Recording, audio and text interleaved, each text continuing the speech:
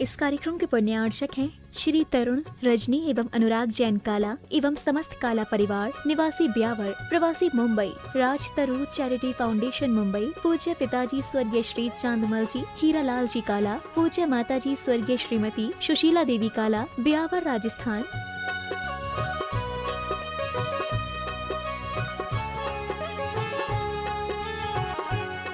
बेटी एवं जमाई श्रीमती अरिधि श्री अंकुर जी एवं दोहिता आर्यवीर पाटनी मुंबई, समधी जी श्री रिखब जी एवं श्रीमती पुष्पा जी पाटनी कोलकाता। भ्राता परिवार श्री राजेश अर्चना, श्री सौरभ अन्नू, अक्षत अवधि काला अजमेर। बेटी एवं जमाई श्रीमती सुरभि श्री अनित जी छाबड़ा जयपुर। भ्राता परिवार श्री धर्मचंद बीना, श्री अंकेश दीप्ति अमिघी काला ब्यावर मुंबई। बेटी एवं जमाई स्वर्गीय श्रीमती खुशबू पाटनी श्री कपिल जी पाटनी जयपुर। भ्राता परिवार श्री कमल आभा आयुष अक्षिता काला मुंबई। बहन एवं बहनोई श्रीमती सुधा श्री पदम जी पाटनी जयपुर। बेटी एवं जमाई श्रीमती मोना श्री विनीत जी पांड्या कोटा एवं श्रीमती रुचि श्री मनीष जी पांड्या जयपुर। बहन एवं बहनोई श्रीमती वैजयंती श्री नरेश जी दगड़ा, श्री नवनीत अंतिमा एवं अरिहंत दगड़ा किशनगढ़। बेटी एवं जमाई श्रीमती स्वाति श्री वीरेंद्र जी अजमेरा अजमेर। बहन एवं बहनोई श्रीमती कल्पना श्री देव कुमार जी मेहुल कासलीवाल इंदौर। बेटी एवं जमाई श्रीमती ओनिमा श्री मयंक दुबई।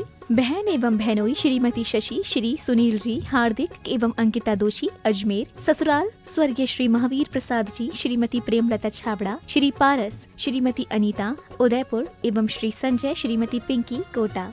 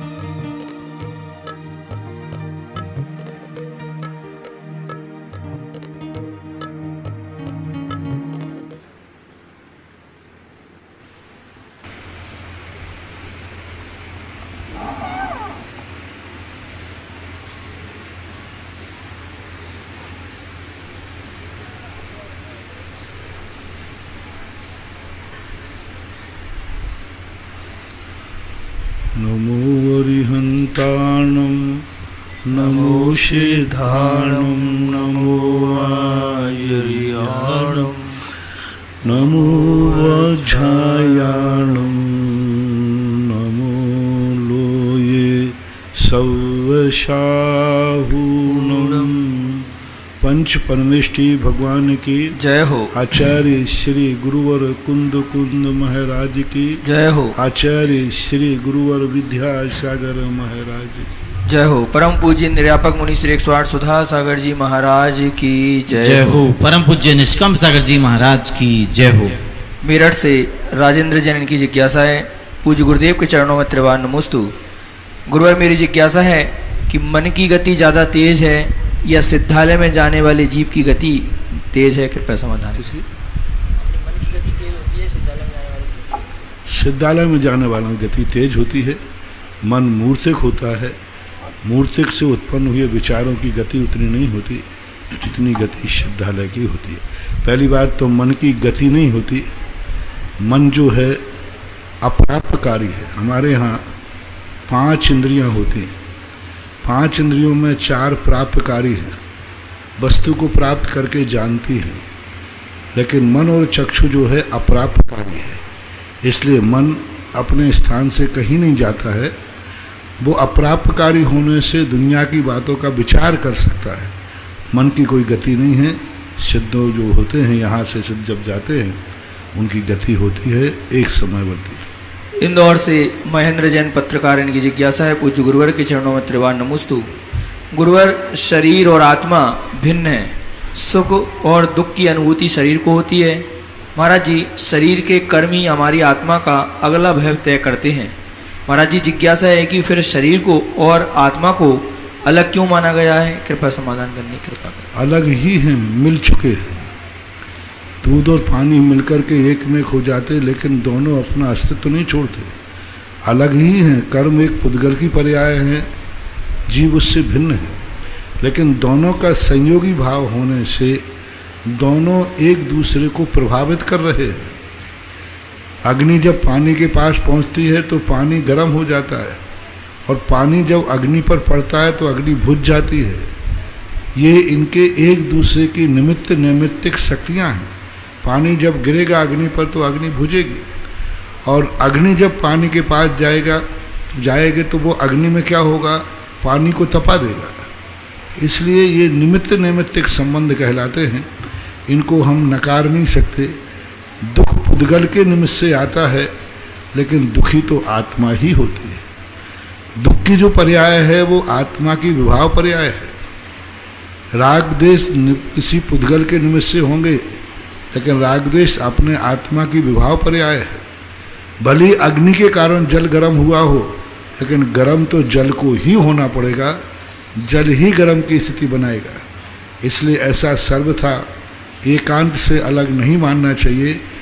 निमित्त नैमित्तिक प्रणति संसार अवस्था में इनके संबंध बनते हैं, और उन संबंधों के कारण से ही व्यक्ति आत्मा को दुख उठाना पड़ता है। करेली से सोहम जैन इनकी जिज्ञासा है, पूज्य महाराज श्री के चरणों में नमोस्तु। महाराज श्री, आसन्न भव्य और दूरानुदूर भव्य किसे कहते हैं, और क्या ये भव्य के ही प्रकार हैं क्या? कृपया समाधान करने के प्रकार। भव्य में ही जिनकी आसन भव्यता बहुत निकट मोक्ष जाने वाले। भव्यता का अर्थ होता है केवल ज्ञान प्राप्त करना।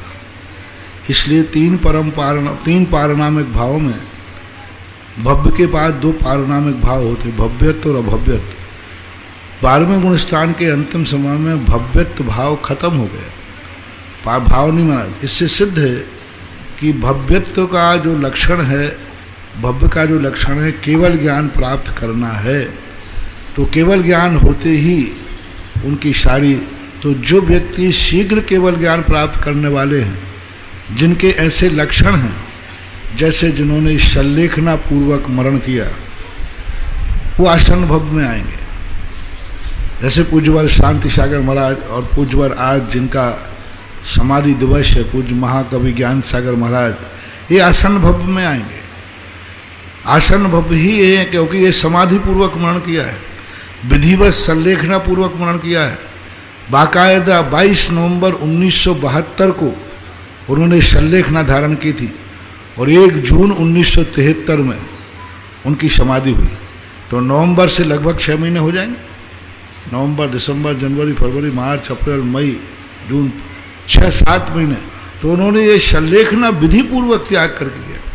और आगम जो कहा जाता है कि जो सल्लेखना पूर्वक मरण करते हैं वे आसन भव्य कहलाते हैं।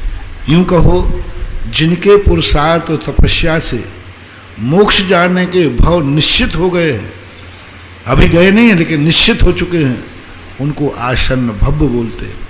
जिनका अभी निश्चित नहीं है उनको भव्य बोलते हैं। जो कभी मोक्ष जाएंगे ही नहीं उनको दूरानदूर भव्य बोलते हैं। वे निगोज से निकले नहीं, निकल नहीं रहे हैं, निकलेंगे भी नहीं। सुजालपुर मंडी से श्रीमती अंजलि जैन इनकी जिज्ञासा है, पूज्य महाराज श्री के चरणों में नमोस्तु। महाराज श्री, मेरी जिज्ञासा है कि हम सामान्य श्रावक जब कोई व्रत आदि करते हैं, कुएं या ट्यूबवेल आदि का पानी उपलब्ध न होने कारण नल के पानी जिसकी बिलछानी नहीं होती, उसी से हम व्रत आदि करते हैं, तो क्या हमारे व्रत पूर्ण माने जाएंगे? हम आपके इस मजबूरी में मैं कोई क्लीन चिट दे करके शामिल नहीं होना चाहता। यदि मैं हाँ कहता हूँ तो तुम बुरी हो गए, हम फंस गए। ना कहता हूँ तो तुम जो कर रहे हो वो भी बंद कर दोगे। इसलिए हम वहीं तक बोल सकते हैं जहाँ तक हमारी मर्यादा है। बाकी जो अपराध है, जो दोष है, वह आप अपनी जिम्मेदारी से लगाएं, आपके नंबर कम होंगे। 12 राजस्थान से इंजीनियर पंकज पाटनी इनकी जिज्ञासा है, पूज्य महाराज श्री के चरणों में नमोस्तु। महाराज जी, लेश्या तो कषाय और योग सहित होती है, लेकिन संयोग केवली के कषाय नहीं होती, फिर उनके शुक्ल लेश्या किस अपेक्षा से की गई है? कृपया समाधान। केवली भगवान के इस प्रकार के कथन औपचारिक होते हैं। औपचारिक यानी वहाँ कारण तो नहीं है लेकिन कार्य देखा जा रहा है। कसाय तो नहीं है, लेकिन जिस कसाय के माध्यम से योगों में चंचलता आती थी वो चंचलता अभी भी विद्यमान है। जैसे किसी व्यक्ति ने एक फिरकनी या कुमार ने एक चाक को घुमा दिया और छोड़ दिया, छोड़ने के बाद भी वो घूम रहा है, तो वो घूम ही तो रहा है ना, भले घुमाने से घुमा, लेकिन अब भी घूम रहा है, अब कोई घुमा नहीं रहा है। इसी प्रकार जो मन वचन काया की चंचलता है वो भली अभी कसाय नहीं है, लेकिन पूर्व में अनादिकाल से वो चंचलता बनी रही, तो अभी भी उनकी चंचलता है। अभी भी नौ कर्म वर्णाएं वो ग्रहण कर रहे हैं, अभी भी शरीर नाम कर्म का उदय है। इसलिए वहाँ पर कार्य देखा जा रहा है, इसलिए कहा जा रहा है कि वहाँ लेश्या है। चोर नहीं कर रहा है चोरी, लेकिन चोरी का माल होने पर भी उसको अपराध संहिता में लागू किया जाता है। और जो चोरी की नहीं, कर नहीं रहा, छोड़ दिया, लेकिन चोरी का माल है, अभी कसाय नहीं है, पक्का है, मोहिनी कर्म नहीं है, लेकिन कसाय का जो कार्य मन वचन काय को चंचल करना था वो तो मन वचन काय की अस्थिरता है।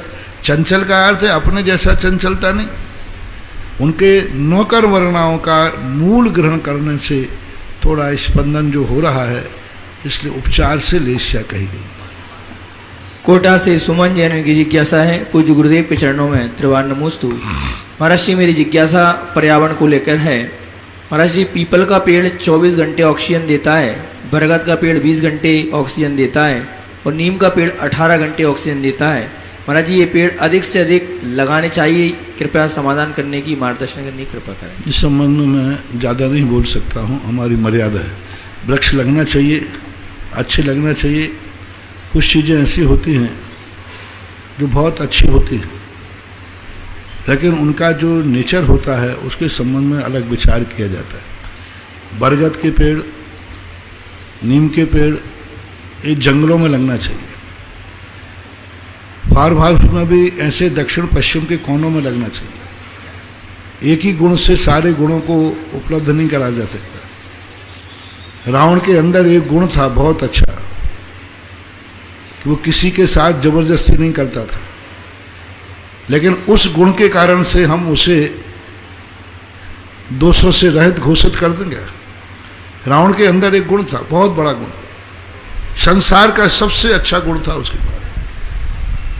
सारी दुनिया में हमने बहुत सारे गुण देखे, लेकिन जो गुण रावण ने लिया था, मैं किसी के साथ हठात बलात् कोई कार्य नहीं करूंगा, ये कितना बड़ा नियम था। लेकिन यह इतना अच्छा नियम होकर के भी, और इसी नियम के कारण सीता बच गई, नहीं तो कौन बचा सकता था। रावण तो बहुत बड़ा राजा था, उसके एक नियम ने एक व्यक्ति को धर्म को बचा दिया, और वह नियम उसके पास था। तो क्या इस महान गुण के कारण से उसके सारे दोषों को द्रोहित कर दिया जाए, या उस सारे गुणों को मद्देनजर करके उसके गुण की प्रशंसा कर दी जाए? सारे दोषों को मद्देनजर करके उस गुण के कारण रावण की प्रशंसा कर दी जाए क्या? गुण तो था, लेकिन उस गुण के कारण क्या वो प्रशंसनीय हो जाएगा? बस समझदार को इशारा काफी है। वारा से जिज्ञासा है, महर्षि के चरणों में त्रिवार नमोस्तु। पीपल के पेड़, बरगद के पेड़, ये कुछ ऐसे ही स्वभाव वाले हैं जिनमें बहुत अच्छा गुण है, लेकिन शेष गुण उनमें रावण के समान है। 12 से महाराष्ट्री, जो केवली भगवान तीर्थंकर के समवसरण में विराजमान रहते हैं, तो क्या वह तीर्थंकर भगवान को नमोस्तु करते हैं या नहीं? और 13वें गुण स्थान में उनके कौन सा ध्यान होता है, कृपया समाधान करें। तीर्थंकर भगवान के समवसरण में जो केवली होते हैं, वे भगवान को नमोस्तु करते हैं क्या नहीं? अब इन बड़े आदमियों के चक्कर में तुम पढ़ते क्यों कि नमोस्तु करते हो कि नहीं करते? तुम अपन छोटे आदमी देखो, बड़े आदमियों के चक्कर में मत पड़ा करो कि क्रियाएं क्या करते हैं। बड़े आदमी को तो यही देखो कि वो हमारे लिए कितने उपकारी हैं। उनको क्या नमोस्तु करें या नहीं करें, बंदे तद्गुण लब्धे, नमोस्तु किया जाता है, उन गुणों को प्राप्त करें, उनको प्राप्त हो गए, अब वो क्या करें? कोई व्यक्ति जिस कार्य करने के लिए क्रिया कर रहा हो, यदि वो उसमें सफल हो गया हो तो फिर भी उसको क्रिया करना चाहिए। कोई व्यक्ति किसी क्लास में पढ़ रहा है और अच्छे नंबरों से पास हो गया, फिर भी उसको उसी क्लास में पढ़ना चाहिए या नहीं? नहीं पढ़ना चाहिए। अब वंदना का पर्पस ही है वंदे तद्गुण लब्धे। अब उनको प्राप्त हो गए, अब और उनके चक्कर में पड़े। तीर्थंकर पूजा करते हैं कि नहीं साहब, महाराजों को नमोस्तु करते हैं कि नहीं साहब, भगवान, अरे भाई उनकी माया ही विचित्र है महानुभाव। वे तो आसन भव्य हैं, देखो भगवान खुद ही बन चुके हैं भगवान, और उनकी एक ऐसी दशा हो जाती है, वे कार्य समय सार में ढल चुके हैं, अपन कारण समय सार में बैठे हुए। कारण जब तक हमारी सिद्धि नहीं हुई तब तक ये बंद बंधक भाव हैं, आराध्य आराधक भाव हैं, पूज्य पूजक भाव हैं। जिस दिन हमारी वो दशा प्राप्त हो जाएगी, बंद बंधक भाव का भाव ही नहीं आता, क्या परिणति होती है? वो दशा तो बड़ी विचित्र होती है। चरगवा से प्रबल जैन की जिज्ञासा है, मम आराध्य गुरुदेव के चरणों में त्रिवार नमोस्तु। महाराज श्री अंतर प्ररूपणा और अल्प बहुत प्ररूपणा ये क्या होती हैं, कृपया समाधान। अंतर प्ररूपणा का अर्थ है कोई भी क्रिया की गई, उसके बीच में कितना गैप, अंतराल पड़ा। कोई व्यक्ति मोक्ष गया है पहले, उसके बाद फिर कितने अंतराल से मोक्ष गया, अंतराल बोलते बीच के गैप को। अल्प बहुत बोलते हैं इसके पहले कितने गए, दूसरे घंटे में कम गए, ज़्यादा गए, किस क्षेत्र से ज़्यादा गए, भरत क्षेत्र से ज़्यादा गए कि विदेश क्षेत्र से ज़्यादा गए। तो अल्प बहुत यानी कम बेशी। अभी इस घंटे में कितनी गाड़ियाँ निकली, दूसरे घंटे में कितनी निकली, अल्प बहुत है। तुलना करना, एक दूसरे को समय से तुलना करना, मार्गणाओं में तुलना करना, ऐसा करना। अजमेर से अर्चना जैन इनकी जिज्ञासा है, पूज्य गुरुदेव के चरणों में नमोस्तु। महाराज श्री अगर किसी व्यक्ति का घी की रसी का त्याग है तो क्या वह मक्खन दूध आदि का उपयोग कर सकता है, क्या दोष लगेगा क्या, कृपया समाधान। देखो घी और मक्खन में तो कोई विशेष अंतर है नहीं। मक्खन और घी तो लगभग एक पर्यायवाची जैसे हैं, लेकिन यदि घी का त्याग है तो दूध दही का प्रयोग कर सकता है, मक्खन का नहीं। महाराज श्री अगर गौरस का त्याग हो तो फिर सभी का त्याग रहेगा। गौरस का त्याग यदि है तो दही दूध दही सब कुछ त्याग होगा। श्रीमती सारिका जैन सिरौन से इनकी जिज्ञासा है, पूज्य गुरुवर के चरणों में त्रिवार नमोस्तु। महाराज श्री मेरी जानने की भावना है कि सचित्त परिग्रह, अचित्त परिग्रह और सचित्ताचित्त परिग्रह किसे कहते हैं, कृपया समाधान। पूज्यवर कुंद कुंद स्वामी ने श्री समय सार जी के अंदर कहा, अहमेदम एदमहम अयमेदस होम मम एदम अन्नम जम पर दब्बम सचित्ता चित्त मिश्यम्बा, ऐसा उन्होंने प्रयोग किया है। तो उन्होंने कहा सचित्त परिग्रह जो कहलाता है जीव, और अचित्त परिग्रह कहलाता है ये मकान जायदाद आभूषण आदि, और मिश्र कहलाता है इनके सहित जीव। एक व्यक्ति को उसके सोने चांदी से राग द्वेष नहीं है,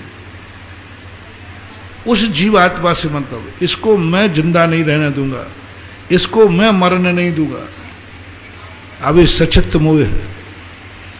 दूसरा व्यक्ति चोर है, वो कहता है मुझे इससे कोई मतलब नहीं है, मुझे तो ये जो सोने के आभूषण पहना है ये चाहिए, मुझे कोई लेना देना नहीं, तो वो अचित्त हो गया। और एक कहता है कि नहीं, सोना चांदी के साथ साथ हमें जीव दोनों चाहिए, दोनों से राग है, दोनों से द्वेष है।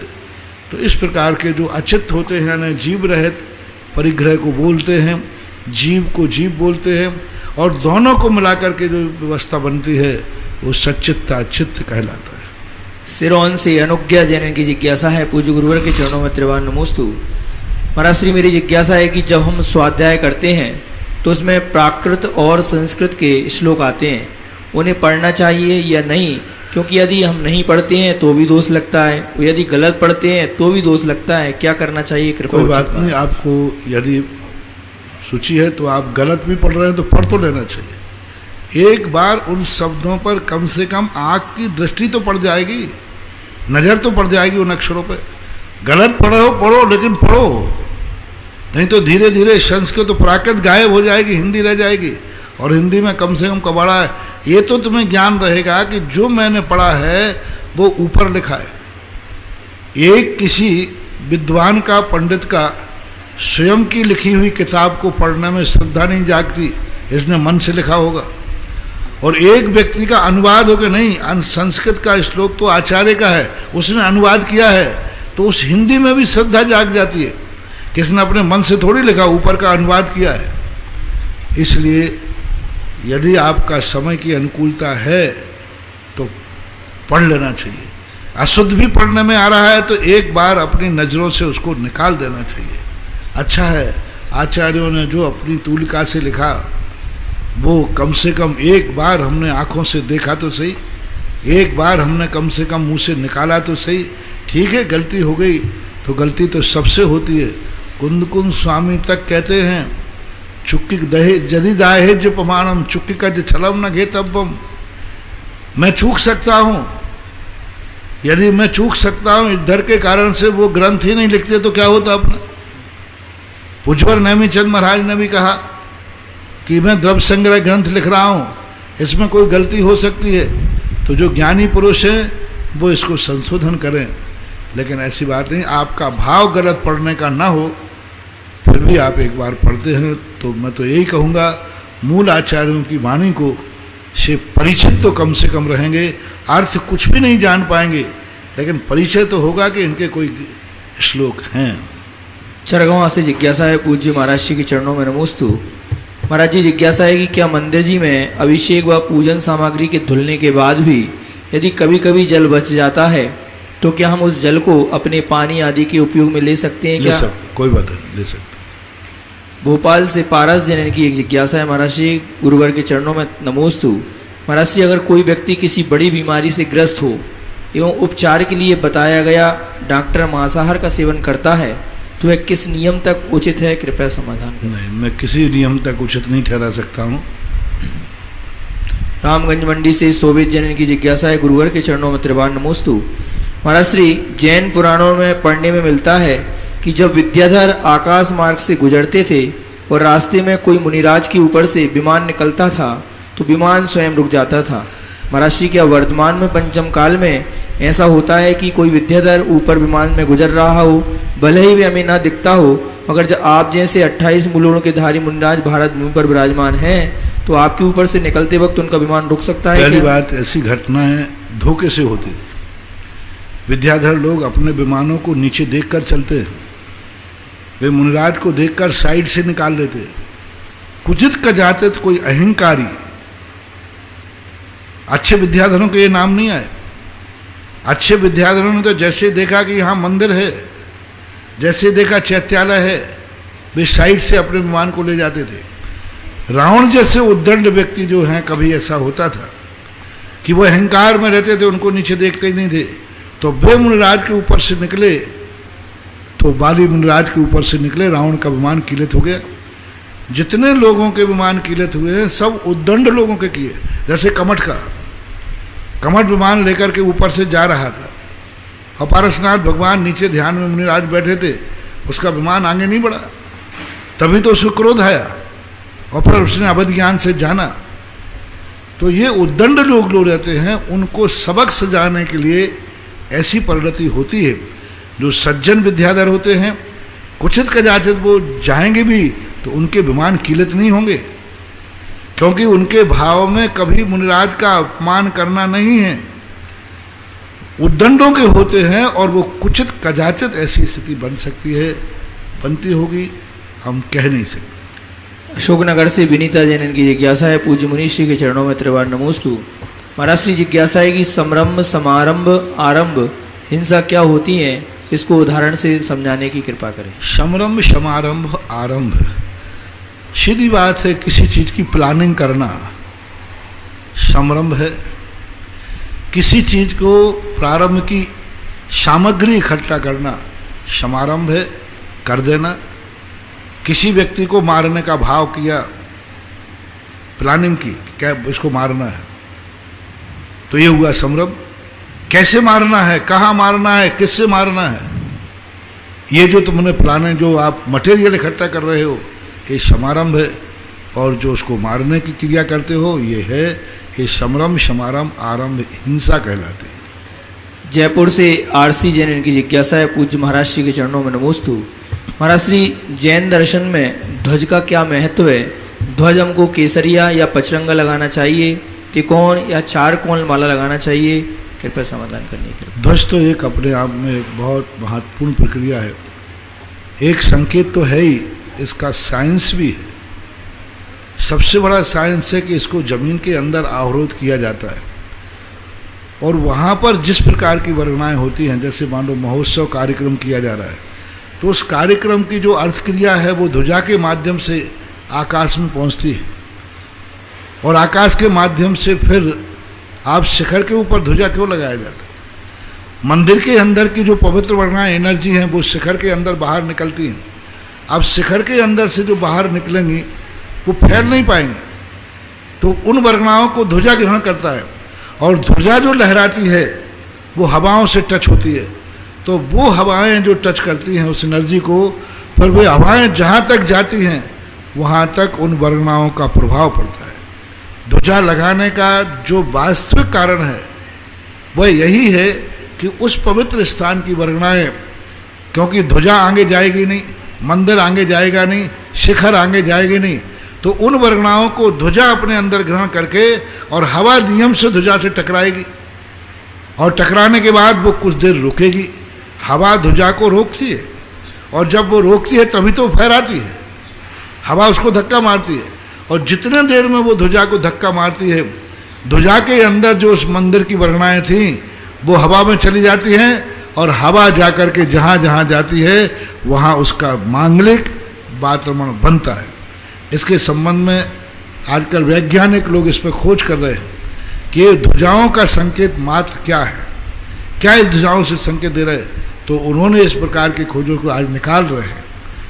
वस्तुतः जब भी हवा चलेगी ध्वजा उस हवा से टकराएगी, हवा टकराएगी ध्वजा से, ध्वजा उसको इसलिए कह रहे कि थोड़ा रुको, और रुकते ही बस वो फहरा जाएगी, हवा निकल जाएगी। ये इसका दूसरा चिन्ह तो होते ही है। ध्वजा से हम दूर से पहचान लेते हैं कि यहाँ कोई कार्यक्रम हो रहा है, किसका कार्यक्रम हो रहा है, और ध्वजा से पहचान लेते हैं।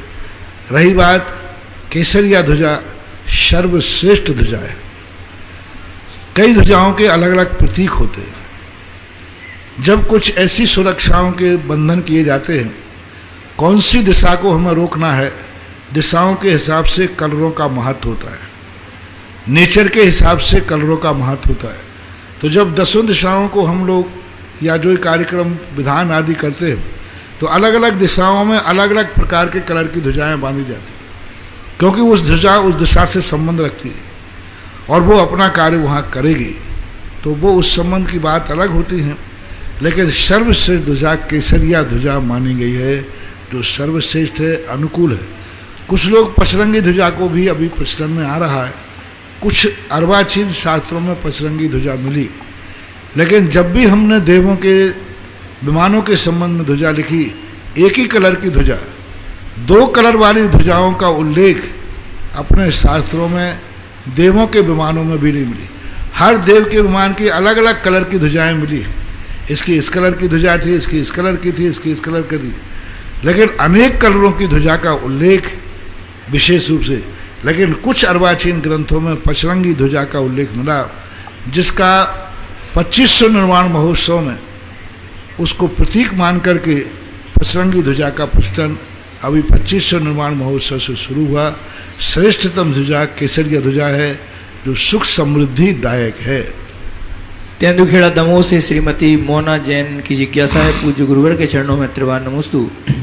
गुरुवर, मेरी जिज्ञासा है कि कुलकरों का जन्म तो जोड़ी से होता था, और अंतिम कुलकर माता मरुदेवी ने गर्भ धारण करके भगवान आदिनाथ को जन्म दिया, जबकि कुलकर युगल संतान को जन्म देने के पश्चात समाप्त हो जाते थे, किंतु महाराज नाविराय और मरुदेवी के साथ ऐसा नहीं हुआ, ऐसा क्यों? कृपया समाधान।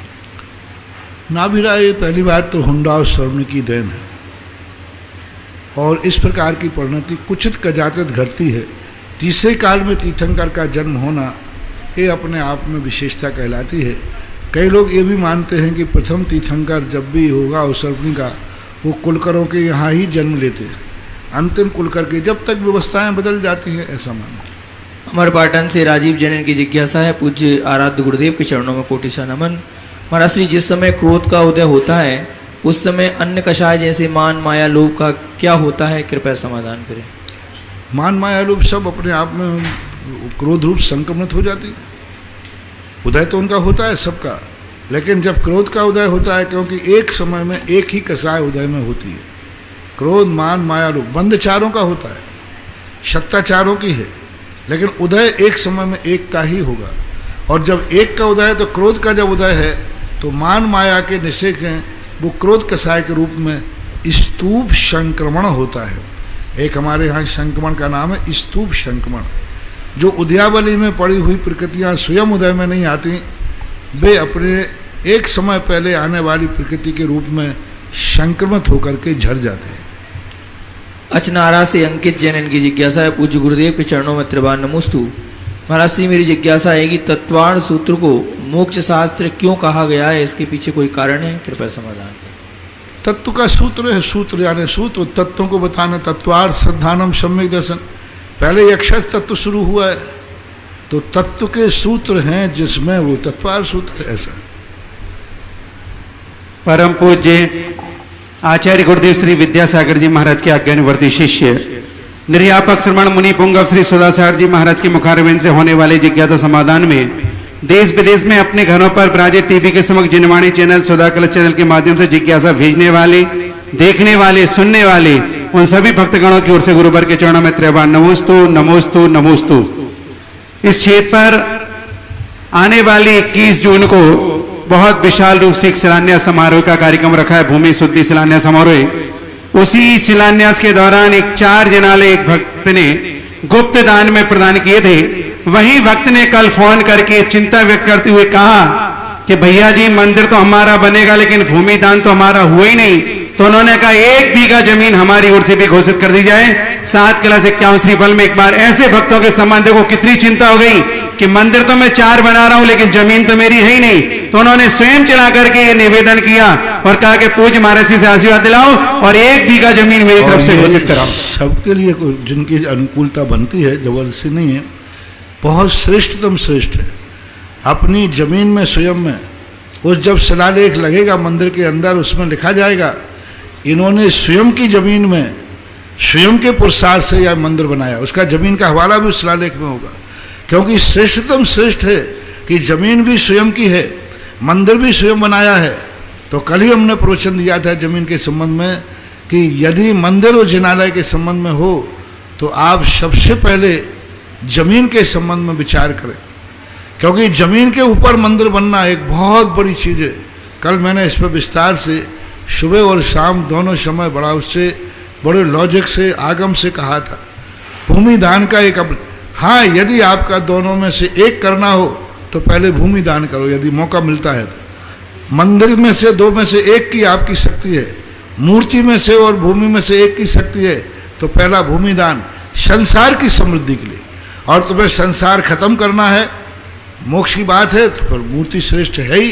दोनों दृष्टियों से हमने बताया था, एक अभ्युदय दृष्टि से कल बताया था, तो ये बहुत श्रेष्ठ है। जिनकी समर्थ है, अनुकूलताएं हैं, वे अपने अपने जिनालय की भूमि भी बोल सकते हैं कि मेरा जिनालय भी है, मेरी भूमि है। आपकी वही भूमि होगी जहां आपका जिनालय होगा।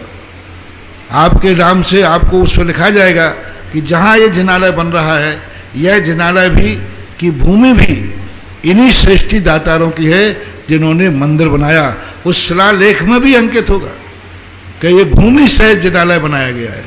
बहुत बड़ी चीज़ है, ऐसा भाव आना बहुत अच्छा कहलाता है। जब अपन इतने इतने बड़े बड़े मंदिर बनाएंगे और भूमि में क्या लगना, थोड़ा सा तो द्रव्य और लगना है, और थोड़ा सा द्रव्य लग के भूमि भी अपना, जिनालय भी अपना, भगवान भी अपने, शिखर भी अपना, कलश भी अपना, सारा जगत अपना हो जाएगा। महाराज श्री आपका आशीर्वाद जैसे ही भक्तों को मिलता है तो एक भक्त ने और गुप्त में 1 बीघा जमीन घोषित की, उसके सम्मान में तालियां। एक भक्त ने 1/4 बीघा जमीन मोहिनी, प्रतीक, छाया, खुशी, दक्ष, जैन, कटारिया, टीकमगंज, अजमेर से प्राप्त हुई है। सभी के सम्मान में आभार में जोरदार तालियां। आइएगा, चलते हम जिज्ञासा समाधान की ओर ऑनलाइन रिकॉर्डिंग के माध्यम से। मेरी आत्मा के असंख्यात प्रदेशों में विराजित गुरुवर की पावन श्री चरणों में अनंतो बार नमोस्तु। गुरुजी, किसी जीव ने पहले मेरी आत्मा के असंख्यात प्रदेशों में विराजित गुरुवर की पावन श्री चरणों में अनंतो बार नमोस्तु। गुरुजी, किसी जीव ने पहले मनुष्य या त्रियंच आयु का बंध करने के पश्चात बाद में शायिक सम्यक दर्शन प्राप्त किया तो वह जीव भोग भूमि का मनुष्य या त्रियंच बनेगा। जिज्ञासा है गुरुजी, तो वह बद्धायुष्क जीव क्या उत्तम भोग भूमि का ही मनुष्य या त्रियंच बनेगा अथवा मध्यम और जघन्य भोग भूमि का भी मनुष्य त्रियंच बन सकता है? कृपया समाधान। जघन्य और मध्यम तीनों का बन सकता है। विशेष रूप से यदि उसके परिणामों में उत्कृष्टता है तो उत्तम, ये निश्चित है कि वो भोग भूमि का बनेगा। उत्तम भोग भूमि का बने ऐसा कोई नियम नहीं है, मध्यम जघन्य का भी बन सकता है। अगली जिज्ञासा अपना रिकॉर्डिंग के माध्यम से। गुरुवर नमोस्तु नमोस्तु नमोस्तु। रमेश गतिया गांधीधाम। गुरुवर, आज के प्रवचन में आपने बताया कि प्रगति कैसे कैसे जीव को दुख देती है। पहले निगोस्त निकला तो उसको दुख दिया, फिर उसको आगे 1 इंद्री 2 इंद्री 3 इंद्री 4 इंद्री 5 इंद्री तकलीफ देती गई, क्योंकि वो उसको तकलीफ उठाने दिया। प्रगति का यही सिद्धांत है। और पर इससे जो जीत जाएगी, प्रगति के अनुसार चले तो वो आदमी जीत जाता है। गुरुवर, ऐसा ही पूर्व काल में आपने बताया कि पूज्य ज्ञान सागर जी महाराज ऐसे ही हुए कि जन्म से माँ बाप का देहांत हो गया। बनारस में पढ़ने गए तो पैसे नहीं थे, स्कॉलरशिप नहीं ली, स्वाभिमान से उन्होंने अपनी पढ़ाई करी और धर्म का डंका बजाया। गुरुवर, अब ये समय ऐसा आ गया है कि जो ज्ञान सागर जी महाराज और जिसके लिए आप राजस्थान में आए, और राजस्थान में आए आपको 27-28 साल हो गए गुरुवर, और जिस कारण से आए वो समाधि आज उस प्रगति, जैसे आप प्रगति तकलीफ दे रही है उसी वैसे आप भी उस समाधि को तकलीफ दे रहे हो क्या गुरु जी, कि आप भी परीक्षा ले रहे हो प्रगति की?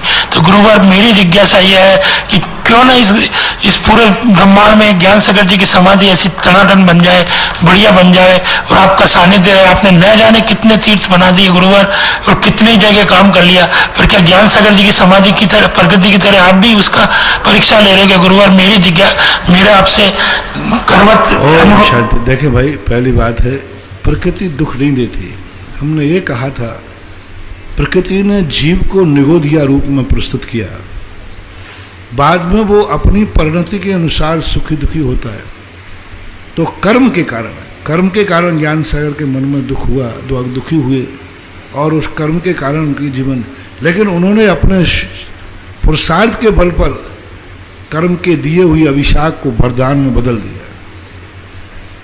अब रही बात, मैं तो राजस्थान में जिसलिए आया था, वो ज्ञान सागर का डंका बजाना था तो मैंने बजा दिया और घर घर पहुंचा दिया। लेकिन ज्ञान सागर आलसो नसीराबाद नहीं है। मेरे गुरु ज्ञान सागर थे, ना कि नसीराबाद। अब रही बात नसीराबाद के समाधि स्थल में है तो मैं क्या करूं? तो तुम खुद चंदन पड़ा चमार घर, नित उठ कूटे चाम, चंदन बिचारा क्या करे, पड़ा नीच से काम। अब इसमें ज्ञान सागर क्या करेंगे, मैं क्या करूं? चंदन पड़ा चमार घर, चंदन का टुकड़ा है, वो चमार को मिल जाए तो क्या कूटेगा? तो बस अब तुम जानो, तुम्हारा काम जाने, इतना ही बहुत है। आज नजीरवाद गर्म हो जाएगा। अब तुम्हारे लिए पहली बात तो नसीराबाद तुम्हारी समाधि स्थल ज्ञान सागर चलेगा। पहले बात तो वहां धड़ों का ही निपटारा नहीं होता है। दोनों धड़ी लट पर जब जब विकास की बात आई, 20 साल में मैंने 10 बार विकास का सोचा, पर इस बार जब मैं गया, जब आमा चतुर्मास था, पहली बार सारी समाज एक हुई, और एक बार एक होने का परिणाम ये निकला कि समाधि स्थल में बहुत कुछ उम्मीदें जगने लगी। और अब समाधि स्थल में जिस ढंग का तीर्थ बनाने का मेरा भाव है, वो तो मैं आशीर्वाद पहले दे ही चुका हूं। अब उसको कार्य रूप परिणत तो आप लोगों को करना है। मेरी तो एक सीमा होती है, क्योंकि जब तक समाज का जागरूकपना, क्योंकि हमेशा ध्यान रखना, कोई भी भगवान होता है, गुरु होता है, उसका अतिशय, उसकी प्रभावना भक्त के ऊपर आधारित होती है। ज्ञान सागर अपने ग्रंथों का इतना प्रचार नहीं कर पाए। आज उनका प्रचार हम लोग कर रहे, वो कर भी नहीं सकते थे। उन्होंने तो आचार्य ज्ञान सागर महाराज ने तो उन्होंने क्या ग्रंथ लिखे उन्होंने अपने शिष्य आचार्य श्री को नहीं बताए। जब आचार्य श्री के पास हमने सारे ग्रंथों की लिस्ट भेजी तब आचार्य श्री ने ये कहा मुझे भी पता नहीं था कि ज्ञान सागर ने इतने ग्रंथ लिखे। आप बताओ, वो तो उनके साक्षात शिष्य थे, उनको ही नहीं बता कि उन्होंने छोटे छोटे इतने सारे ग्रंथ लिखे। क्योंकि कुछ उन्होंने ब्रह्मचारी अवस्था में लिखे, कुछ ग्रंथ हिसार में हरियाणा में जाके मिले उन्होंने लिखे, वहीं छोड़ दिए, वहीं छपे वहीं छोड़ दिए। तो उनको ही मालूम नहीं था, उन्होंने अपने शिष्य को ही नहीं बताया कि बेटा मैंने इतने ग्रंथ लिखे, उन्होंने बताया, उनको मालूम। तो अब ये तो सारी चीजें हैं, अपनी खोज की बात है, अपन ने खोज करके। आप लोग नसीराबाद चाहो, मैंने प्रवचन भी दे चुका हूं, चाहो तो ज्ञान सागर को एक ताजमहल से भी अद्भुत चीज बना सकते हो जो सारा विश्व वहां आकर के नतमस्तक हो सकता। लेकिन आप चाहो, मैंने तो बहुत सिर से पहाड़ फोड़ लिया है, प्रयास भी करता हूं, हिम्मत तो उन्हें करना पड़ेगी। अब तुम कहो साधु को भी रुकने के लिए, चतुर्मास आदि के लिए कभी प्रयास किया है क्या? नसीराबाद समाज ने आचार्य श्री के पास जाके कब प्रयास किए? आज आचार्य श्री को कितने साल हो गए नसीराबाद छोड़े हुए? कितने बार आचार्य श्री के पास जाके किस साधुओं के लिए चतुर्मास के श्रीफल चढ़ाए? किसने हिम्मत की? कब विचार किया? ये ऐसे ही मिलने वाला नहीं है महानुभाव। इसके लिए तुम्हारे लिए, तुम्हारी समाज को मेहनत करना चाहिए, कर्तव्य करना चाहिए।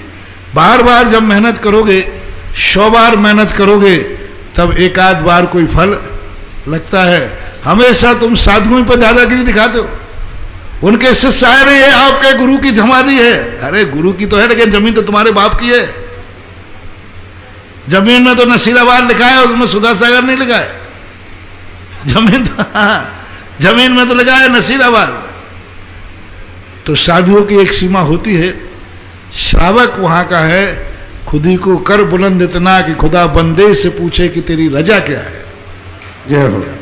ऐसा करना। अगली जिज्ञासा हो इसके पूर्व एक और सहस्कूट जिनालय में प्रतिमा 71 में स्वर्गीय श्रीमान प्रकाश चंद जी झांझरी की स्मृति में उनकी धर्मपत्नी श्रीमती सुशीला देवी झांझरी, सुपुत्र संजू सुनीता चहक झांझरी विजयनगर गुवाहाटी आसाम से प्राप्त हुई है। महाराज जी, एक भक्त ऐसे आपके जो कि सोनीपत वाले रेणु सुभाष जी सोनीपत, यहाँ पर उन्होंने एक संत निवास बनाने की स्वीकृति दी थी। आज उनके भाव बने कि संत निवास भी क्षेत्र की जमीन पर बने, ऐसा क्यों? तो उन्होंने भी 1 बीघा जमीन और इस क्षेत्र के लिए प्रदान करने की स्वीकृति दी है। लिखा जाएगा इन्होंने जमीन, इनकी जमीन है और इन्हीं का संत निवास है पूरा। बहुत अच्छा। आइएगा अगली जिज्ञासा पुनः रिकॉर्डिंग के माध्यम से। चरणों में नालंदा विद्यालय परिवार का कोटि कोटि नमोस्तु। गुरुवर, आज की जिज्ञासा ये है, 4 घातीय कर्म प्रत्येक संसारी जीव के साथ सदैव विद्यमान रहते हैं, फिर भी इनका वर्णन 24 मारणा स्थानों में नहीं आता है। गुरुवर क्यों? कृपया जिज्ञासा का समाधान करें। नमोस्तु नमोस्तु नमोस्तु। क्लियर आवाज नहीं आ रही, पहले शुरुआत बोलना क्या है? रिपीट करो एक से। गुरुवर के चरणों में नालंदा विद्यालय परिवार का कोटि कोटि नमोस्तु। गुरुवर, आज की जिज्ञासा ये है, 4 घातीय कर्म प्रत्येक संसारी जीव के साथ सदैव विद्यमान रहते हैं, फिर भी इनका वर्णन 24 मारणा। समझ गया। ज्ञान मारणा के अंतर्गत आता है। जो ज्ञान मारणा है उनके अंदर मति ज्ञानावरण, शुद्ध ज्ञानावरण, अवधि ज्ञानावरण आदि, और जो अंतराय कर्म के अंदर जो है वो अपने आप में 5 अंतराय आ जाते हैं। मोहिनी कर्म के अंदर मोहिनी आ जाता है, और जो दर्शनावर्णी है वो दर्शनावर्णी के रूप में आ जाता है।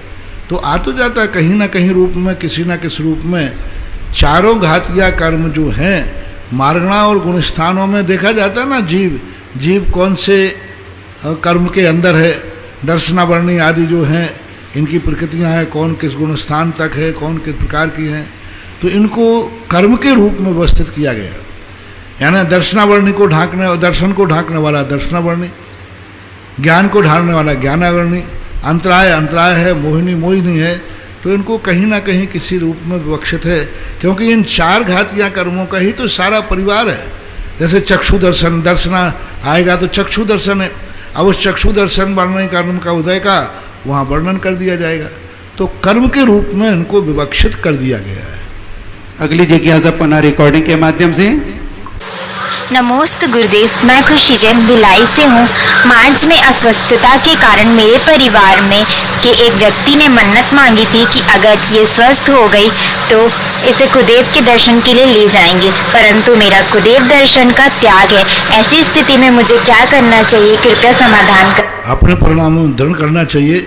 किसी ने ऐसी गलत प्रतिज्ञाएं कर ली हैं, किसी ने एक प्रतिज्ञा कर ली कि मैं इसके घर में चोरी करूंगा, मैं इसका मर्डर करूंगा, तो क्या ये नियम माना जाएगा? नहीं माना जाएगा। गलत नियम लेने से, उसके तोड़ने से फायदा ही है, हानि नहीं है। अगली जिज्ञासा पुनः रिकॉर्डिंग के माध्यम से। नमोस्तु गुरुवर, रामगंज मंडी से शोभित जैन, आपके चरणों में बारंबार नमोस्तु। गुरुवर, जब जब भी जीवन में असाता कर्म का उदय आया, तब तब आपके मुख से शांति धारा का सौभाग्य अर्जित किया, और जैसे ही शांति धारा संपन्न हुई, वो असाता कर्म इस तरह से भागता हुआ नजर आया, मानो कह रहा हो कि भाई तुमने शांति धारा क्यों करवा ली, अब मुझे जाना पड़ेगा। और ये आपके जो गुरुवर सुधा सागर जी हैं, इनकी और मेरी तो बिल्कुल नहीं बनती। जहाँ इनका आशीर्वाद होता है वहाँ मैं रुक नहीं सकता। महाराज श्री, मेरी जिज्ञासा है कि शांति धारा के प्रभाव से जो असाता वेदनीय भागता हुआ दिखा, क्या उसे यदि कर्म सिद्धांत की अपेक्षा से समझें तो वो अपना फल दिए बिना निष्फल हो गया, अथवा वह कुछ समय के लिए उपशमित हुआ है, शांत हुआ है, और अवसर आने पर फिर से उदय में आएगा? कृपया समाधान कर। दर्शन के अंदर जो भी कर्म किसी निमित्त को पाकर के अपना समय परिवर्तित करते, वो दो रूप में रहते, उपशमित भी होता है और संक्रमित भी होता है। यदि आप अति विशुद्धि, अति श्रद्धा की है तो वो संक्रमित हो जाता है। शास्त्रों में अशुभ कर्म शुभ में परिणत हो जाते। पूज्यवर भीमसेन स्वामी महाराज ने धबला जी में लिखा कि 30 कोड़ा कोड़ी की असाता बांधी थी उसने। 30 कोड़ा कोड़ी सागर वर्ष तक वो रोता रहता ऐसा। बाद में उसने इतना शुभ परिणाम किया कि पूरी असाता शुभ में परिवर्तित हो गई। बोलो कितना बड़ा ढेर। 30 कोड़ा कोड़ी की असाता पूरी शुभ में परिणत हो गई, नीचगोत उच्चगोत में परिणत हो गया। तो ये क्या होता है, जब अति विशुद्धि से कोई कार्य धर्म का करते हैं तो अंदर सत्ता में पाप कर्म पुण्य के रूप में परिणत हो जाते हैं, बिना फल दिए नहीं। उनका संक्रमण है, इसी को संक्रमण बोलते हैं। और संक्रमण अशुभ कर्मों का शुभ रूप होता है, शुभ कर्मों का भी शुभ रूप भी हो जाता है।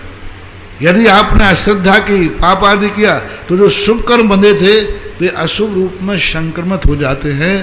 तो एक संक्रमण की व्यवस्था चलती है। वो अपना उसी रूप में फल नहीं देंगे, अब वो पूर्ण रूप में फल देंगे, ऐसा मानना चाहिए। अगली जिज्ञासा पुनः रिकॉर्डिंग के माध्यम से। निर्यापक समण श्री सुधा सागर जी महाराज को सौरभ जैन से परिवार नमोस्तु नमोस्तु नमोस्तु। महाराज जी, अगर कोई प्रतिमा का पिछले साल 2 साल में पंचकल्याण के साथ स्थापना हुई हो और आज की डेट में वहां पर शांति धारा दिवस के दिन मस्तकाभिषेक होना चाहिए या नहीं? समाज वालों का कुछ का कहना है कि साल में एक बार पर मस्तकाभिषेक होता है, जो कि नवंबर में पंचकल्याण की वर्षगांठ पर होता है। कृपया महाराज जी समाधान करें। बात नहीं, ये सामाजिक व्यवस्थाएं हैं। सामाजिक जो कमेटियां होती हैं वो जो व्यवस्थाएं बनाती हैं वही व्यवस्था श्रेष्ठ रहती है, क्योंकि व्यवस्थाएं कमेटी और समाज के अनुसार चलना चाहिए, व्यक्ति और मूर्ति के अनुसार नहीं। अगली जिज्ञासा पुनः रिकॉर्डिंग के माध्यम से। नमोस्तु महाराज श्री, मैं नीरज जैन जबलपुर से। आपके आशीर्वाद एवं प्रेरणा से भगवान महावीर स्वामी के ज्ञान कल्याणक पर प्रकृति मित्र कार्य जबलपुर में प्रारंभ किया है एवं अब तक 300 से अधिक पौधे सुरक्षित स्थानों पर लग गए हैं, जो आगे चलकर वृक्ष जरूर बनेंगे।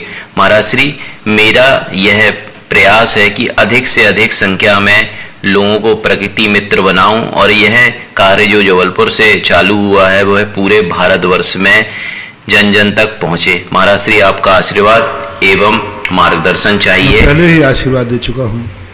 कि हर व्यक्ति को अपनी जिंदगी में मरने के पहले 5 वृक्ष लगा के मरना है। कहीं भी लगा है दुनिया में, 5 वृक्ष लगा के हर व्यक्ति को मरना है।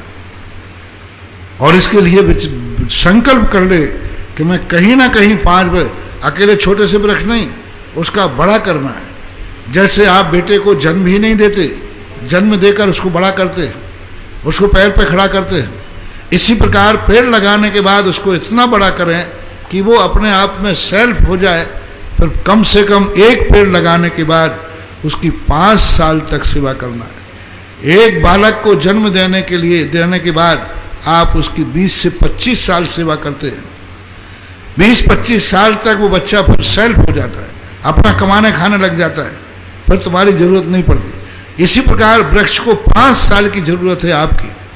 पेड़ लगाने के बाद 5 साल तक उसको खाद पानी दिया जाए। 5 साल के बाद वो पेड़ स्वयं कमाने लग जाता है, स्वयं खाने लग जाता है। इसलिए पेड़ लगाते समय इसके साथ ये भी जिम्मेदारी लें कि उसको बालक के समान 5 साल तक उसका सब कुछ लालन पालन आपको करना चाहिए।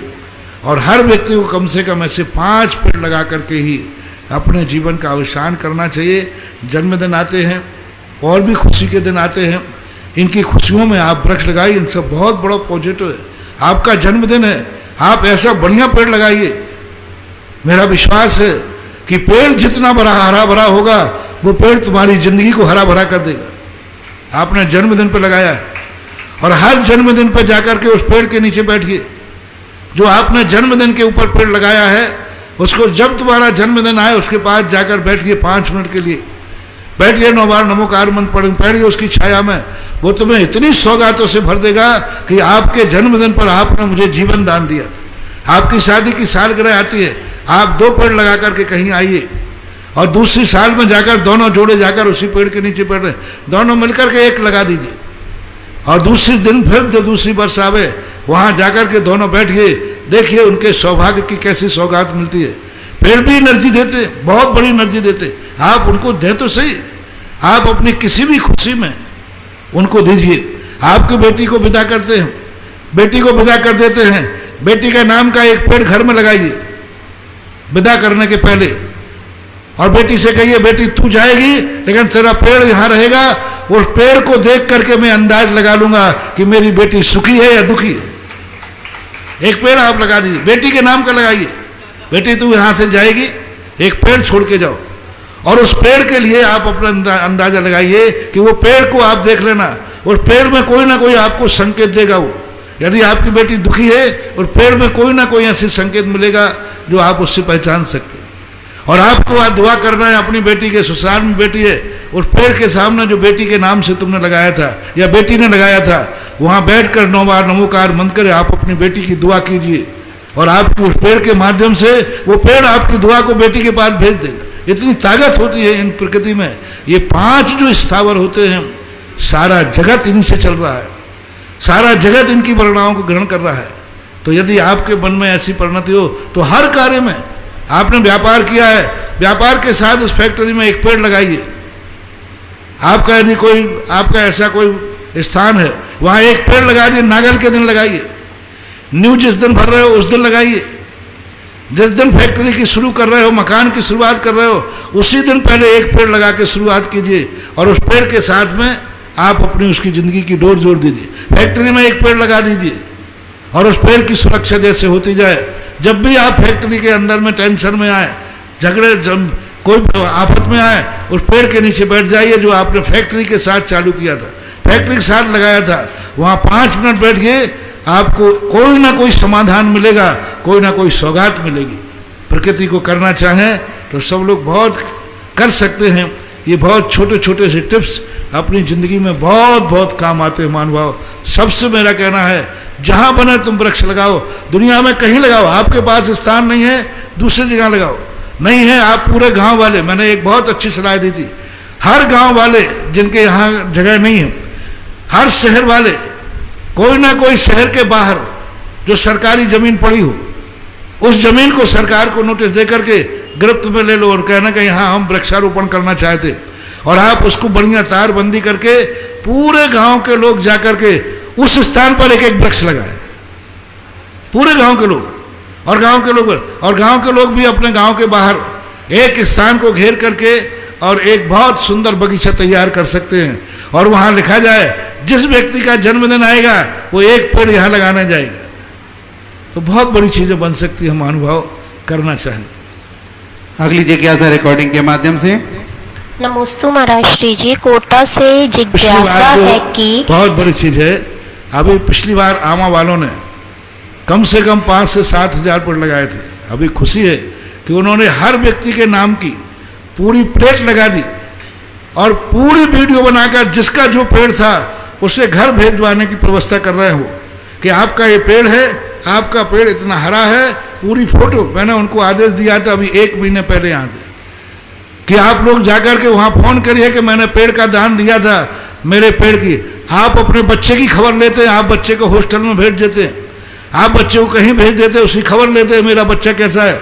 आपने पेड़ का दान दिया है तो पेड़ की खबर लीजिए कि मेरे पेड़ का क्या हाल चाल है, पेड़ की मुझे फोटो कापी भेजिए। जैसे बच्चे का तुम वो आजकल मोबाइल में शक्ल दिख जाती ना, वो व्हाट्सएप क्या बोलते हो, ऐसे कहिए मेरे पेड़ को दिखाओ व्हाट्सएप पर और पेड़ की फोटो मंगाओ। यदि इतनी चिंता तुम करोगे तो पेड़ भी तुम्हारी चिंता करेगा। और उन्होंने पूरा का पूरा 5000 पेड़ों की पूरी लिस्ट बनाकर नाम टांग करके और सबके लिए शायद भेजा है, ऐसा हमें सुनने में आया है। विनीता जैन बिजोलिया।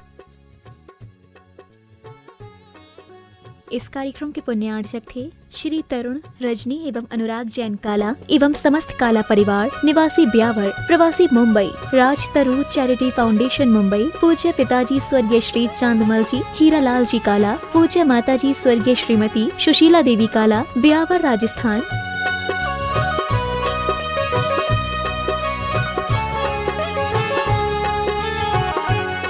बेटी एवं जमाई श्रीमती अरिधी, श्री अंकुर जी एवं दोहिता आर्यवीर पाटनी मुंबई। समधी जी श्री रिखब जी एवं श्रीमती पुष्पा जी पाटनी कोलकाता। भ्राता परिवार श्री राजेश अर्चना, श्री सौरभ, अन्नू, अक्षत, अवधि काला अजमेर। बेटी एवं जमाई श्रीमती सुरभि, श्री अनित जी छाबड़ा जयपुर। भ्राता परिवार श्री धर्मचंद, बीना, श्री अंकेश, दीप्ति, अमिघी काला ब्यावर मुंबई। बेटी एवं जमाई स्वर्गीय श्रीमती खुशबू पाटनी, श्री कपिल जी पाटनी जयपुर। भ्राता परिवार श्री कमल, आभा, आयुष, अक्षिता काला मुंबई। बहन एवं बहनोई श्रीमती सुधा, श्री पदम जी पाटनी जयपुर। बेटी एवं जमाई श्रीमती मोना, श्री विनीत जी पांड्या कोटा एवं श्रीमती रुचि, श्री मनीष जी पांड्या जयपुर। बहन एवं बहनोई श्रीमती वैजयंती, श्री नरेश जी दगड़ा, श्री नवनीत, अंतिमा एवं अरिहंत दगड़ा किशनगढ़। बेटी एवं जमाई श्रीमती स्वाति, श्री वीरेंद्र जी अजमेरा अजमेर। बहन एवं बहनोई श्रीमती कल्पना, श्री देव कुमार जी मेहुल कासलीवाल इंदौर। बेटी एवं जमाई श्रीमती ओनिमा, श्री मयंक दुबई। बहन एवं बहनोई श्रीमती शशि, श्री सुनील जी हार्दिक एवं अंकिता दोषी अजमेर। ससुराल स्वर्गीय श्री महावीर प्रसाद जी, श्रीमती प्रेमलता छाबड़ा, श्री पारस, श्रीमती अनीता उदयपुर एवं श्री संजय, श्रीमती पिंकी कोटा।